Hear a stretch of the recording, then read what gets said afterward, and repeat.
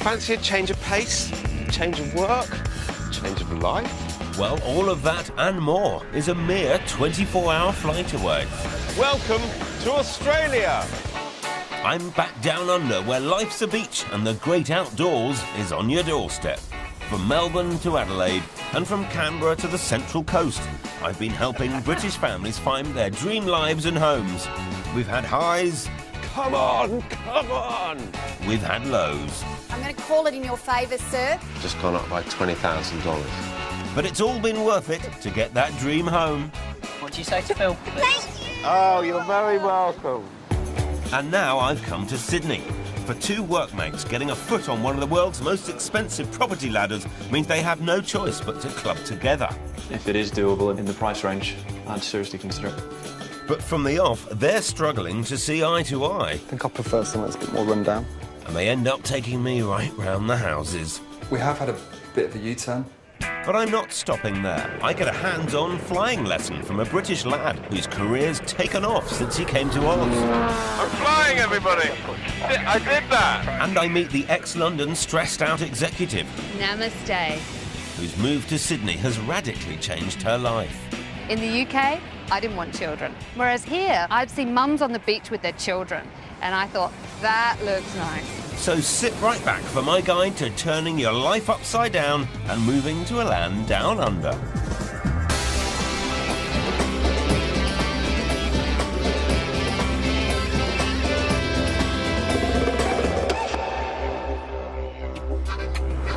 Australia's not just the land of kangaroos and koalas. It's got vibrant cities, an incredibly varied landscape, plus a lifestyle that we can only dream of in Britain. Food is spectacular, the wine is exceptional. A general attitude to life is very, very refreshing. I come here every year with my Aussie wife Fiona and our two boys for a taste of the lifestyle. One day, we hope to own our own piece of Aussie heaven, so I keep a keen eye on the property market.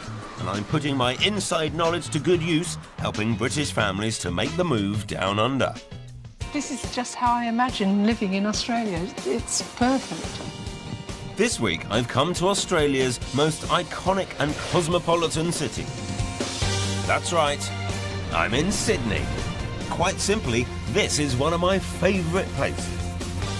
I've always thought Sydney is one of the greatest cities on earth. Tons of opportunity for work and business. It's full of glitz and glamour. There's a great beach culture. It's got it all, it really has. But the jewel in Sydney's crown is the harbour. As well as the world-famous Opera House and Bridge, there's nearly 150 miles of spectacular shoreline, much of it fringed by dream properties and ultra-des-res neighbourhoods. And where else on the planet can heading off to work in the morning be so much fun? This has to be just about the best commute anywhere in any city on the whole face of the earth. What a way to start the day!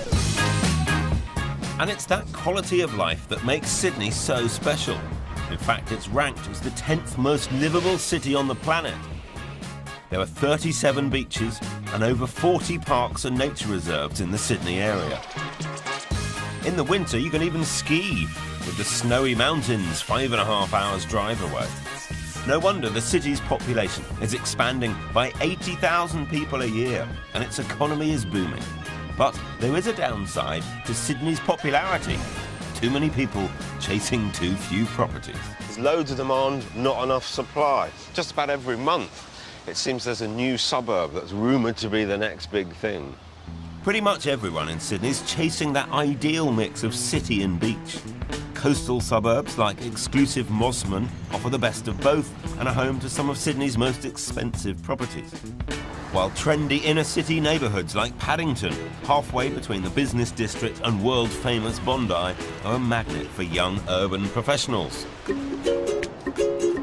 Two British lads desperate to buy their own home in Sydney's super pricey property market are 29-year-old workmates David Luxton and Alistair Hewson. When the insurance company they work for offered them a transfer, the opportunity to get out of the London rat race was too much to resist. Sydney's just a breath of fresh air from that, really. It's a complete change of pace. There definitely seems to be a work-life balance. After work, you can pop down the beach, go for barbecues outdoors, the sports, and just in the fresh air. It's pretty chilled. did have a nightmare about going back to the UK once. That was kind of a sign to me that I'd make the right move. After 6 months in Sydney, Al and Dave are fed up with forking out over $3,000 a month in rent. Being investment-savvy types, they've both decided they want to buy and have worked hard to save up. Problem is, property here costs nearly 10 times the average income, compared to around 5 times in the UK, making Sydney the second least affordable city on the planet, only beaten by Hong Kong. So the only way they can buy without ending up in the sticks is by clubbing together. But it could put their friendship under a huge amount of strain. Well, we get emotional, probably, first time for everything, and it is a big thing. It's the biggest thing I've certainly ever come close to doing, so it's pretty scary. Despite those nerves, the lads both want to push themselves, so they're hoping I can get them a lot for their money. We'd look for an up-and-coming area, somewhere where there's going to be investment, either the city growing or just government investment. I do tend to like properties with a bit of character, a Victorian, somewhere with some traditional features. Al and Dave are both keen to make some dollars when they come to sell, so Dave's really up for getting stuck into a renovation job. If it's got potential to knock down walls and do up, add some value, that's a big bonus for me as well. In this market, getting all of that's going to be a very tough ask. Now, they've come to Sydney to have a good time, but they're also wanting to play the market and try and make some money, which, on paper, very good idea, but in reality could also mean that they're wanting different things. Is it location and lifestyle, or is it money and moving up the ladder? Like most first-time buyers, Al and Dave are going to have to make some difficult choices, and I need to spell them out. What's the main focus of this? Is it the adding value and the money, or is it somewhere to live and somewhere to call home? I think there's got to be a balance. I mean, I'm happy with a place that's got 2 equal-sized main rooms, open space, hopefully a nice local, bit of an atmosphere in the local area. But I also don't mind if it's slightly run down. I think for me personally, it's knowing what to do and what to pick out, which is the big challenge. There are various ways to outperform a property market. One is to refurbish something and make something nicer. 2 is to buy in an area that changes during the time that you live there. Or 3 is to actually make it bigger, to extend it. The best opportunities combine all of those 3. Of course, they are the ones that are in the most amount of demand. And finding that perfect combination is not their only challenge. You guys are just mates. You've not got some huge emotional commitment to one another like a couple has. How are you going to take this decision? Are you worried about agreeing, disagreeing, falling out? I think we both bring different things to the table. Alice is very practical. He does all the boring stuff about the size of the place and local amenities, and I go in and have a feel for what we could do with the place and how we could do it up and a bit more of a vision. So, in Dave's words, Al is practical but boring, while he has flair and vision. This could be interesting.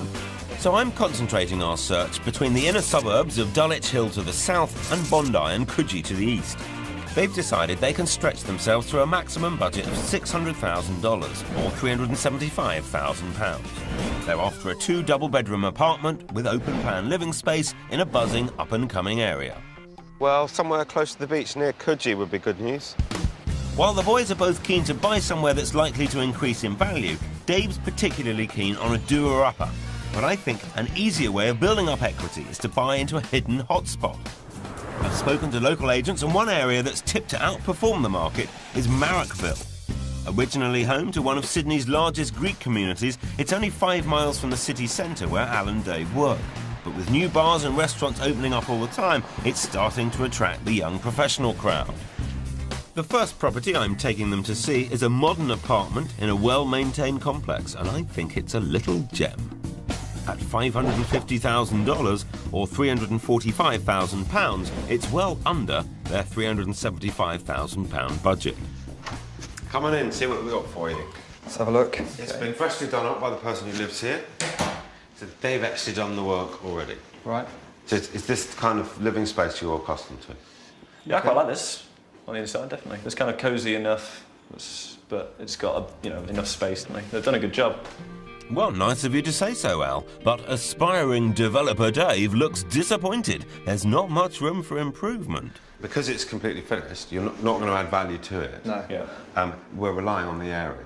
And the fact that West Marrickville is hotly tipped as the next Paddington. The Cafe Society is here. You start hearing about retail changes and you know that the property prices are going to have a direct effect. Yeah. You don't look convinced, Dave, but luckily I've got an ace up my sleeve. These guys love the great Aussie outdoors, and here they'll get their very own slice of it. That is a special bit, I think. Wow, that's big. I'm thinking evenings out the back, barbecues with friends, what's not to love? We're a little bit overlooked at the back. I'm not convinced by the colour of the bricks, a bit of a 90s Legoland feel to it. Rum-coloured bricks? Didn't see that one being a deal breaker, but Al quite likes it. It hasn't got that lack of character. I didn't warm to it and I walked in straight away. But I mean, what I could see is, you know, midweek, getting up in the morning, you know, walking out through the bedroom, it's quite convenient. You know, quickly grabbing some breakfast in the kitchen and going out. I could see that being quite a pleasant-ish. One bathroom there. Blimey, Dave's got an answer for everything so far. One property down, and I'm worried already these guys aren't seeing eye to eye. Al's seen the investment potential, but Dave still wants to get his hands dirty. I think I prefer somewhere that's a bit more run down and do it up. If I can't get these guys to agree, their dream of getting on the Sydney property ladder could be about to come to a premature end. Coming up, Dave's definitely not happy. It looks like a bit of a half attempt at a show home. We take a peek through the keyhole of Sydney's surprising Art Deco heritage, and I meet a Brit who moved down under to find her inner self. Sounds like you're living the dream. You've got the family, the business, the beach lifestyle. We're very happy. We've got everything we could want.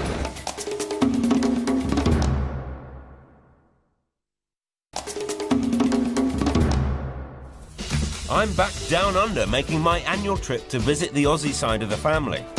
My Australian wife Fiona and I have always dreamed of buying a property here, so I keep a keen eye on the market and have been putting my inside knowledge to good use, helping expat pommies find their dream homes. Wow.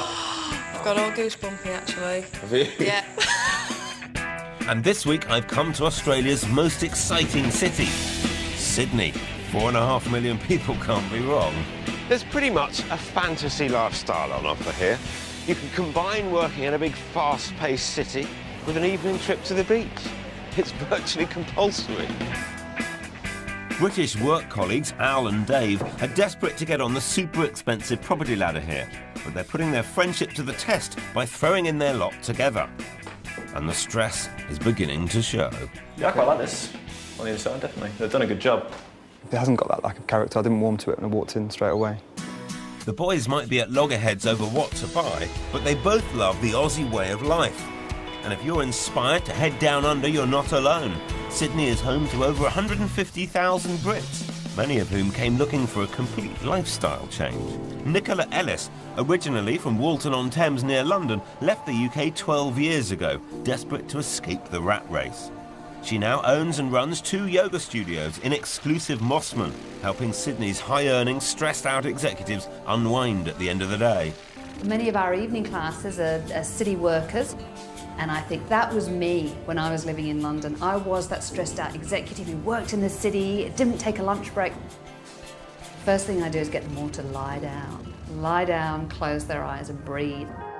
Sounds blissful. I'm more of a cricket man myself, but I'm up for giving it a go, so I've come down to Coogee Heads to try out one of Nicola's morning classes.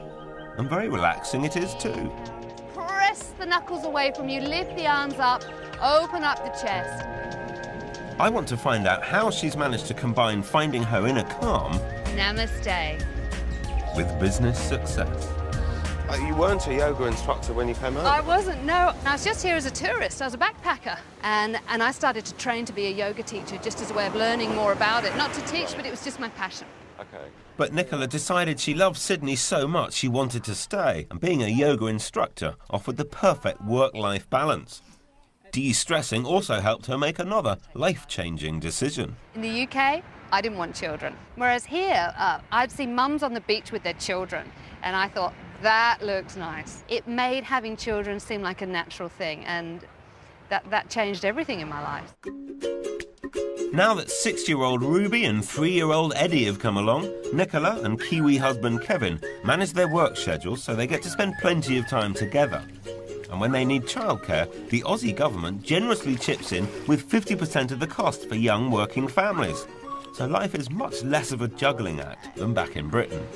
That outdoor lifestyle is what makes the key difference. My 6-year-old started surfing this year, and she's passionate about it. My 3-year-old, he's getting webbed feet and fingers because he lives in the water.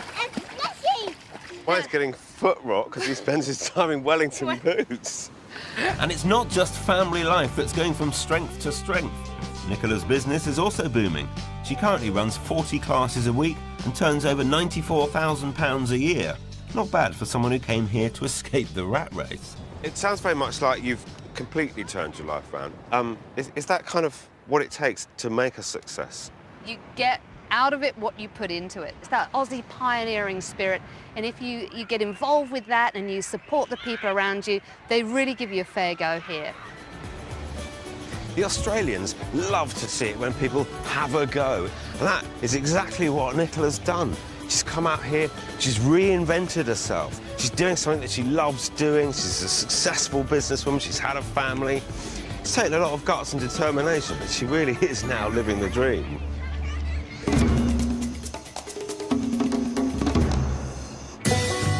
Back to the house hunt.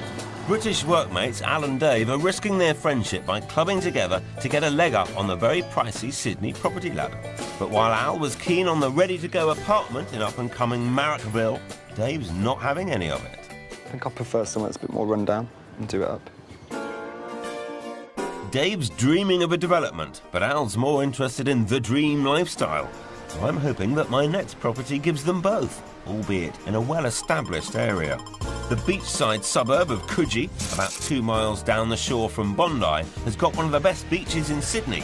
And it's not surprising that prices have already shot up here by over 20% in the last year alone. Coogee's packed with bars and restaurants, so even though it's a 45-minute bus ride to the city, it attracts plenty of expat hommies, plus a young, fun-loving crowd who do most of their socialising outdoors. Well, Al and Dave did say they wanted a vibrant area. Well, this is street life in Coogee, it's all going on, and why not? Saturday afternoon, have a party. Seems like they're getting on famously with the locals, but there's no time for chatting up the Sheilas. I've got to find them somewhere to live, and the apartment we've come to see is just round the corner, a stone's throw from the beach. And as we just saw and heard, it is quite a party scene, man. Yeah. In Coogee. That's what we're after. Yeah. And yeah, from the outside it looks quite impressive. Well, that's the first hurdle out the way. At $599,000 or £375,000, this two-bedder is right at the top of their budget. But Dave does get a wall or two to move around. Bit more character, this one. There's still things you could do to it. I mean, it's in good condition, but you could personalise it. I like the space, and I do like the shape. Probably not room for a big dining table or anything, but that's not a major problem. Yeah, I like it. Nice tall ceilings. Yeah. Liking all the detail on the roof. And it's open plan. Yeah, I like it. Well, that's promising. Yeah, it's good. The boys both seem keen, and those little Art Deco details have clearly made all the difference for Dave. The second bedroom could prove a stumbling block, but I'm hoping they'll see it as more of an opportunity. Now, the dilemma is that this is the small bedroom. The flat doesn't have equal-sized bedrooms. This one is pretty small as well. Yeah. However, in order to move this wall back into the living room, in order to create the second double, possible to do. There are 4 flats in the building. You need a majority of them to agree with that. Ballpark figure would be $10,000. It would probably put more value on it than 10 grand, I'd have thought. I've spoken to the agent about that, and he thinks, yeah, 40,000 to put on. What, in terms of adding value to the property rather than actually cost it? OK. Food for thought. The prospect of $30,000 instant equity has given Dave something to mull over. And the bonus is they'd end up with 2 equal-sized bedrooms, so no arguments there about who gets which one. You'd have enough living space left, but we're going to lose some of the detail from the ceiling. We could probably get that sorted. I don't know how much it'd cost, but it'd be worth looking into. It's quite exciting, though. I quite like the idea of it. Don't get too carried away though, Al. Not yet, anyway. Dave's playing it cautious. He wants to be convinced this place is a copper-bottomed investment. In terms of house prices going up in this area, what do you think? My take on is Coogee has up and come. It's done its thing. It's popular, it's expensive. Yeah. So your risks are reduced, but you're unlikely to outperform whatever the wider Sydney market does. It'll move with the market. It's safe. Right. Whereas where we've been in Marrickville, slightly riskier, but then there's greater potential for return. Right. We like it. I think it just comes down to getting the neighbours to agree to knocking that wall down. If it is doable in the price range, I'd seriously consider it. Bingo! Looks like Coogee could be a contender. And it's great to see the boys singing from the same hymn sheet. But there's a risk they wouldn't get consent to get that wall moved, so I think we have to carry on looking. But I still feel buying into the right area is a far more straightforward way of getting a jump on the market. So we're heading to Redfern, Sydney's best kept secret, and my top tip as the next property hotspot. Just one stop away from the central business district, it's probably the last remaining bit of the city centre to get the gentrification treatment. Redfern's surrounded by some of the city's most exclusive postcodes. Prices have already boomed in neighbouring suburbs like Surrey Hills.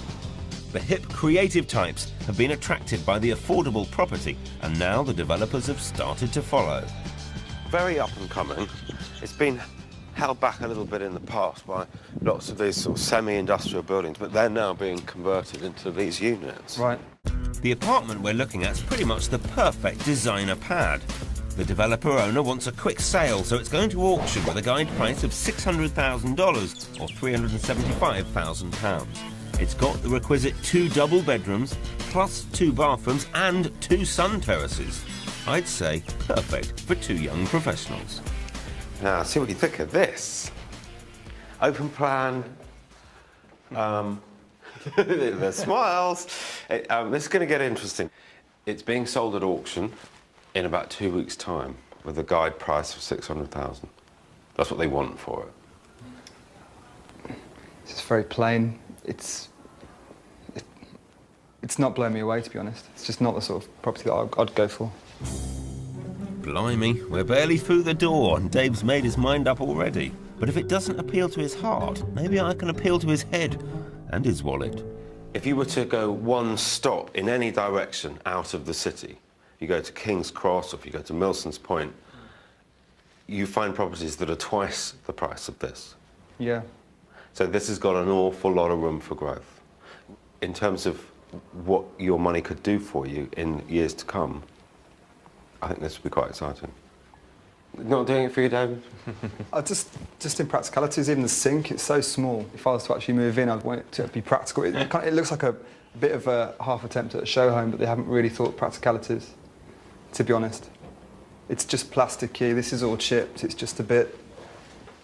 It looks nice, but when you actually moved in, I might just be over negative, I've just walked in, but I'd like to see the rest of it. Well, it's your money, Dave, or half of it is anyway, but I want to know what Al thinks. I like where it is. Yeah. Access to work. Yeah, I mean, convenience factor is definitely there. I do like the area in terms of future development, that kind of thing. It's nice to have the outside areas. This is probably the practical suggestion. Precisely. It's practical and it's a great investment. Al clearly gets it, but I'm worried Dave can't see beyond first impressions. The boys are split right down the middle again. Kind of like city living, but without any... Just looking onto a car park, it's just a bit much about it. Because this is very sellable in terms of future outside space. If they do build up around it, it's going to be quite an appealing area. I'm not convinced by this one. I'm going to have a better lifestyle on the beach in Coogee. Looks like Al's been overruled. Coming up, Dave's taking me round the houses. We have had a bit of a U-turn. I think we're still in the wrong flat. We take a nose around some of the best Art Deco properties in Sydney, and I take to the skies for my first ever flying lesson. I'm flying, everybody! I did that!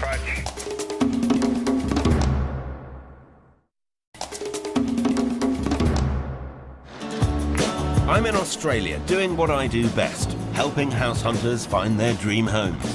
This week I've come to sunny Sydney to help 2 British work colleagues club together and get a leg up on one of the world's most expensive property ladders.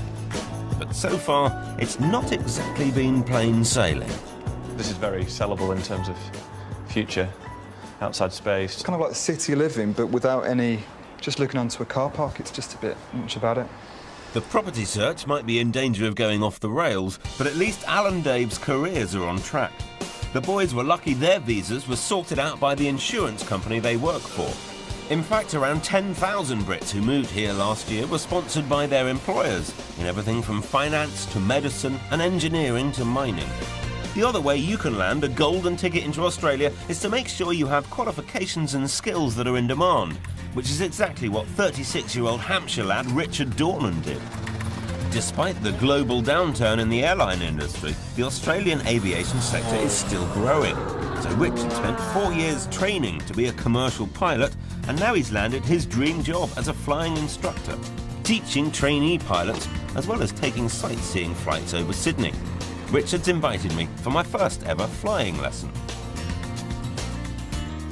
I've got knots in my tummy. I'm nervous, I'm excited, I've wanted to fly a plane forever. The opportunity to do it over Sydney is going to be very, very special. I just hope I'm going to be able to do it. The actual pilot seat's just over there on the left, which is the one you'll be in. But steady. Co-pilot, pilot. No, you're going to be the pilot. I'm the co-pilot today, so you're taking me flying. I'm certainly not taking you flying. Are you sure about this? Yep, definitely. And it turns out that means I'm going to be doing the takeoff. Apparently that's standard practice for a first lesson. But I'm absolutely bricking it. Strap yourself in, parachutes at the ready. This could be a very bumpy ride. My heart is going about 10 to the dozen at this point. Okay, so hands on the control yoke. Increasing power now. Nice and smoothly. Okay, so that's all yours. My hands are off. That's it, keep you on the floor. Squeeze back. More, a little bit more. Here we go. And we're flying. Flying, we're up. That's all yours. I'm flying, everybody. I did that. I was expecting it to be wobblier, or I was expecting it to be wobblier than it. Whoa, now it's wobbly. There we go, Talk about flying by the seat of your pants. But now we're at our cruising altitude of 3,000 feet. I'm going to try and enjoy the ride. Absolutely phenomenal. Terrific way to see Sydney. Oh my God, there is the harbour bridge. It's what we've come for. I tell you what, Sydney is special. That's for sure. The view from up here certainly beats sitting at a desk all day in the UK. No wonder Richard loves his job. You know, to be honest, I don't think I'd have the same opportunities over there as I have here, especially with the range of aircraft that we fly and the locations we fly to, and of course the beautiful scenery. 9 times out of 10 the weather's absolutely crystal clear and perfect, and you know, I remember my days in the UK where, you know, you wouldn't even see the sun. But what goes up must come down. Time to hold your breath again, because guess who's going to be landing her? Yep, that's right, yours truly. All right, so here we go, lined up nicely. Let's keep the centre line as it is there, Phil. Let's hope we don't come down to earth with too much of a bang. So keep looking to the end of the runway, keep trying to fly. Push the brak pressure. Oh, and there we go. Beautiful! How about that? Congratulations, that was absolutely brilliant, mate. Fantastic. That's a great lesson. You're very kind, thank you. Wow.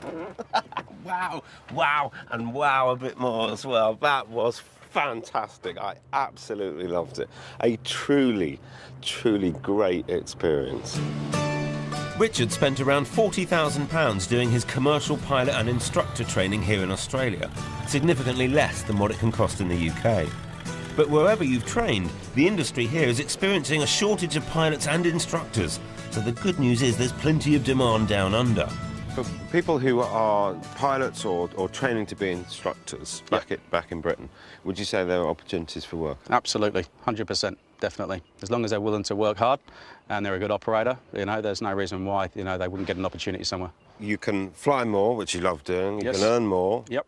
which we all love doing. That's right. And you've got better weather and better views. Oh, that's and right. more customers. It's fantastic. I really consider myself very lucky for what I do. I'm living the life, so to speak.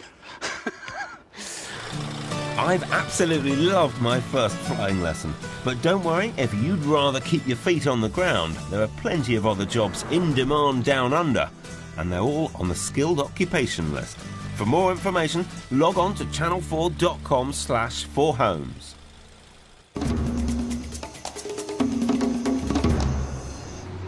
Back to one of my trickiest ever Australian property searches. Clubbing together might make financial sense for workmates Al and Dave, but buying an apartment together is a massive leap of faith in their friendship. So far, Dave said no to Marrickville and the dream pad in red-hot Redfern. It's very plain. It's not blowing me away, to be honest. At least they agree the Art Deco apartment in Coogee is a possibility. But the area itself has already up and come, so I've decided to give them period charm in a location that's just about to.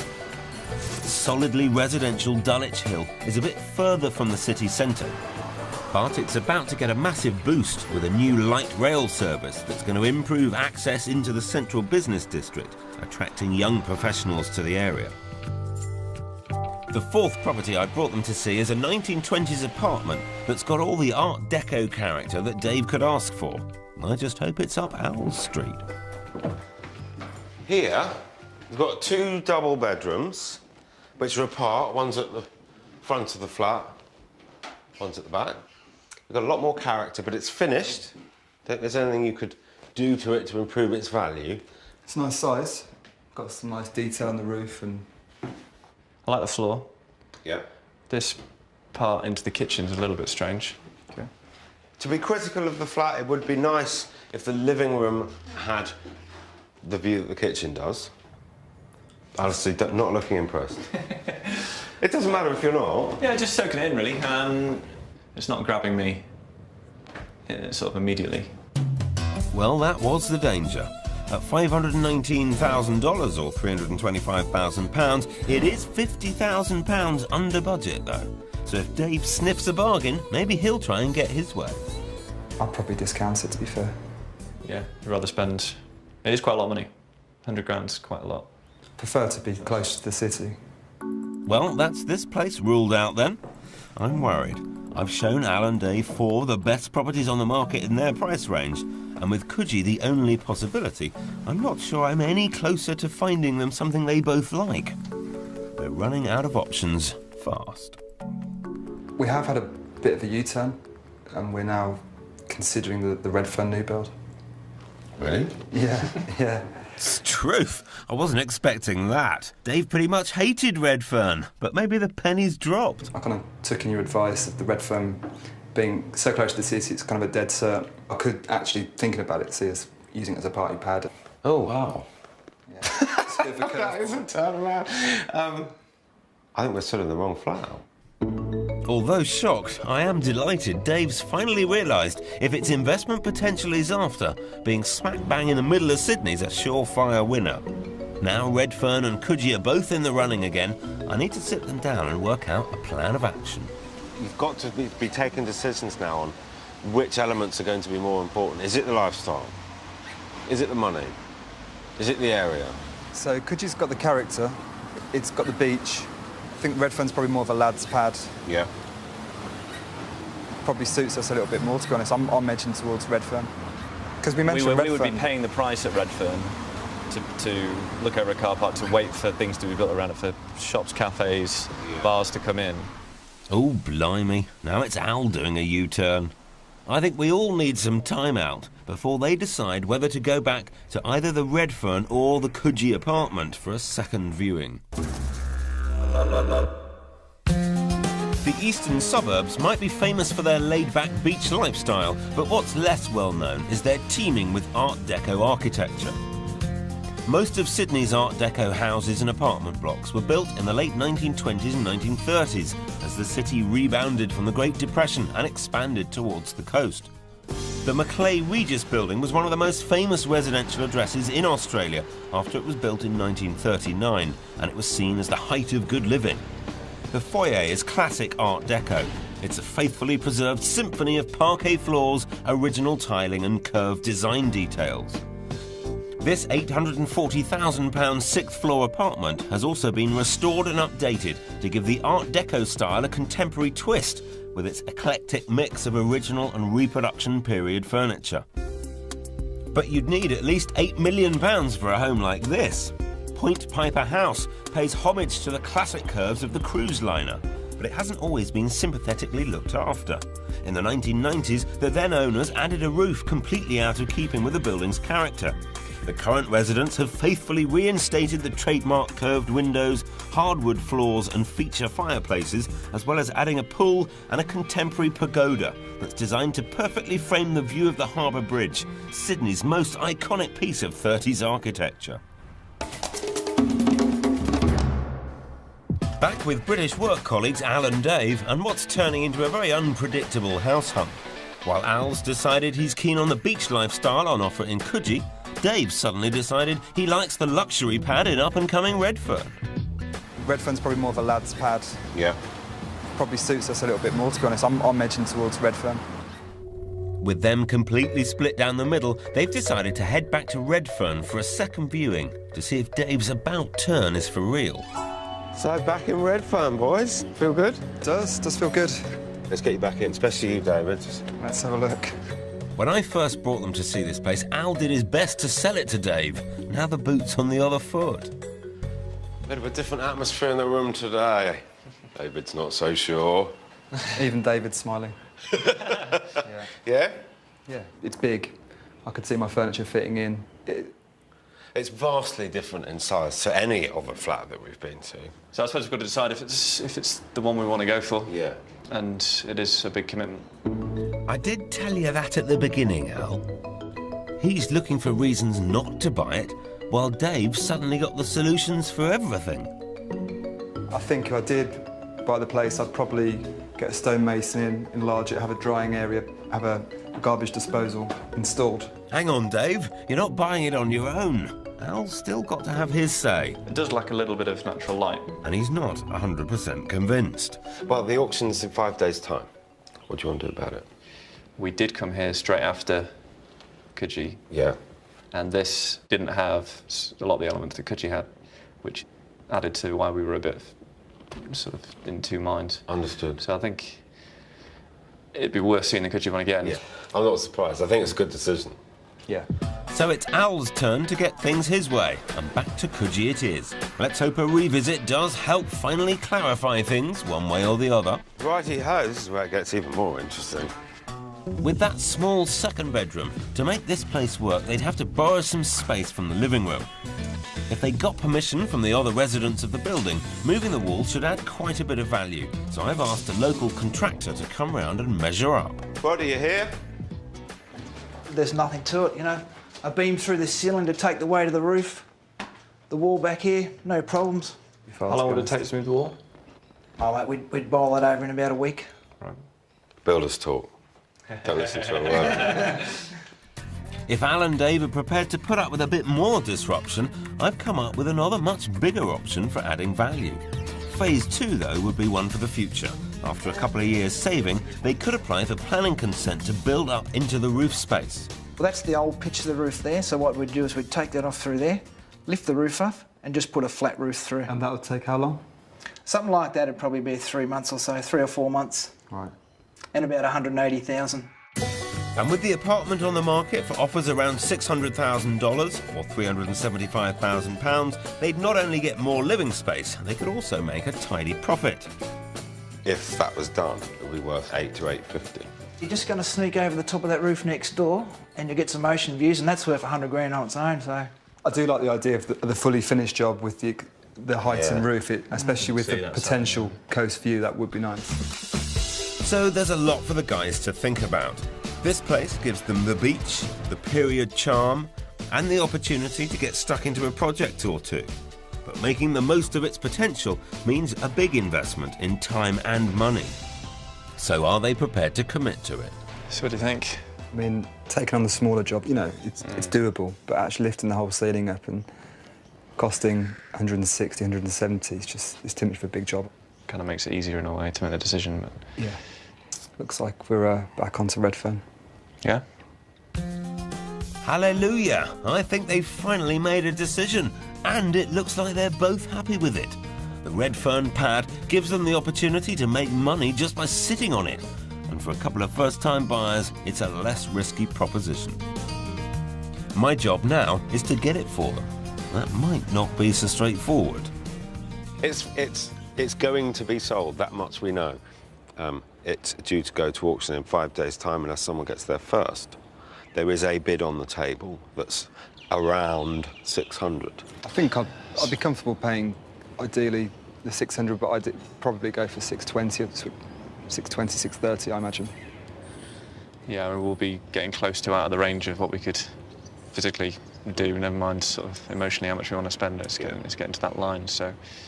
But I really don't want you making any rash decisions or things that you'll regret. So why don't we arrange to speak tomorrow? Yeah. After all the toing and froing of the last few days, I want Al and Dave to be certain they've made the right choice. So a night to sleep on the biggest financial decision of their lives is certainly time well spent. I hope they'll go for it. I think they will. I'm not betting on this one. Coming up, the pressure's on and the clock's ticking. So you think the vendor would accept an offer, but it would have to be under auction conditions? But can I get the deal done?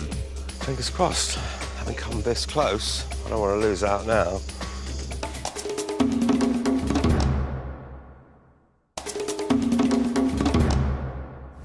I'm in Sydney, helping Brit work colleagues Alistair Hewson and David Luxton club together so they can afford to get on the super expensive property ladder here. However, they've had one or two differences of opinion along the way, and Dave's been holding out for a doer-upper. But after a lot of toing and froing, We have had a bit of a U-turn. he's taken my advice that buying in Redfern, one of Sydney's most up-and-coming areas, means when they come to sell, they should be able to turn a healthy profit. Alistair's smiling. Even David's smiling. Yeah. Buying a property with a mate is a massive commitment, but Al and Dave have had a chance to sleep on it, and they've made the decision they want to go ahead and buy the Redfern apartment. The challenge now for me is to get it for them, and at a price they like. In Australia, it's more common for properties to go to auction. And sold. Congratulations to you, sir. The apartment's due to go under the hammer in just 4 days' time. I don't want the boys to get carried away with the bidding or worse, lose out completely. So my strategy is to try and negotiate a deal before the auction. So you think the vendor would accept an offer, but it would have to be under auction conditions? What, so they'd have to exchange contracts right away? The agents told me there's already one offer on the table at the guide price of $600,000 or £375,000. So if Al and Dave want to get it, they're going to have to go in higher than that. I've had a good long chat with the agent. His gut feel, he said, was 610 would probably do it, or at least would give them a sensible conversation. So I don't know where your heads are at, but my suggestion, given that piece of information, we should probably go in at 607. Yeah, it sounds good. And allow ourselves to be talked up a little bit and try and get it out of the auction. I'd be leaning towards trying to get it sorted, to be honest. I'll have to quickly confer with Dave, but I reckon we'd go for that option. Cheers. Thanks, Alistair. Thanks a lot, bye. Bye. Well, they're going for it, which is absolutely superb news. We're going to make an opening bid at 607 and try and keep it out of the auction room. But in order to keep it out of the auction room, we have to comply with auction conditions, which means they have to sign that contract right away. I think they're a bit tense. I'm hoping the fact Al and Dave are chain-free first-time buyers with finances in place is going to work in their favour. The offer that they've asked me to put to you is for $607,000. I've encouraged them really to put best foot forward with the 607. It's kind of a one-shot wonder to try and keep it out of the auction. But they love it and they're happy to move on it right away. OK, speak to you soon. Bye. Well, there we are. The die is cast. Fingers crossed. Having come this close, I don't want to lose out now. All we can do now is wait. Next day, Al and Dave have got their answer. And it's good news. Their first offer has been accepted. Alistair, congratulations. Thank you very much. Fantastic news. So 607 and it won't be going to auction. Just what you wanted. So obviously you're welcome to the first barbecue. Yeah. Oh, yeah. Well, I'd love to come. Well done. Terrific place. Good deal. Thanks very much. All the best. Okay, cheers, mate. See you. Bye. Bye. Happy boys. Happy boys. Bought their party pad. There's no stopping them now. The Aussie buying process moves at lightning speed. It takes on average around 3 months to buy a home in the UK, but Al and Dave have managed to get the keys in just 6 weeks. A few boxes to sort out and things, but at least we've got it all here. As they begin to unpack in their new apartment, Al and Dave can finally look forward to settling into Sydney life. No, originally I wasn't keen on the flat. I wanted somewhere that was a bit older and we could do up, but dumped all our furniture and it's up and running, so it's not like we're fixing anything or doing any rooms up or anything. Not painting any walls, so it's kind of, in the end, it's worked out for the best. I think it should be a good lifestyle. There's some bars around the corner that are, you know, pretty decent. We've met a few of the local people. It's quite pleasant, friendly atmosphere. So, yeah, I think we're quite excited about it, really. I think the future's going to involve lots of barbecues and lots of sessions down the beach. Cheers, Phil. Thanks very much, Phil. Found our place and pretty happy so far. Always welcome to crash. Cheers, guys. Next week, I'm going back to meet the families who I helped make the move 2 years ago to find out what Aussie life is really like. Hello! The Davidson family swapped Basingstoke for the bush outside Melbourne, but the reality of their new life has been anything but easy. I think the whole transition is actually is really difficult on a relationship. I'll discover how their move came close to disaster. Those bushfires were just horrific. And that's before we even mention the wildlife. There were heaps and heaps of redbacks.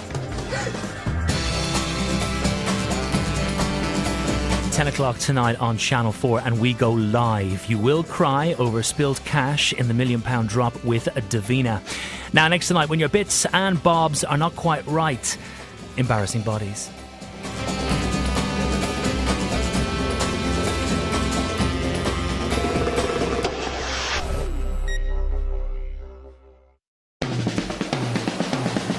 Fancy a change of pace, change of work, change of life? Well, all of that and more is a mere 24-hour flight away. Welcome to Australia! I'm back down under where life's a beach and the great outdoors is on your doorstep. From Melbourne to Adelaide and from Canberra to the Central Coast, I've been helping British families find their dream lives and homes. We've had highs. Come on, come on! We've had lows. I'm going to call it in your favour, sir. Just gone up by $20,000. But it's all been worth it to get that dream home. What do you say to Phil? Thank you. Oh, you're very welcome. And now I've come to Sydney. For two workmates, getting a foot on one of the world's most expensive property ladders means they have no choice but to club together. If it is doable in the price range, I'd seriously consider it. But from the off, they're struggling to see eye to eye. I think I prefer something that's a bit more run down. And they end up taking me right round the houses. We have had a bit of a U-turn. But I'm not stopping there. I get a hands-on flying lesson from a British lad whose career's taken off since he came to Oz. I'm flying, everybody! I did that! And I meet the ex-London stressed-out executive. Namaste. Whose move to Sydney has radically changed her life. In the UK, I didn't want children. Whereas here, I've seen mums on the beach with their children, and I thought, that looks nice. So sit right back for my guide to turning your life upside down and moving to a land down under.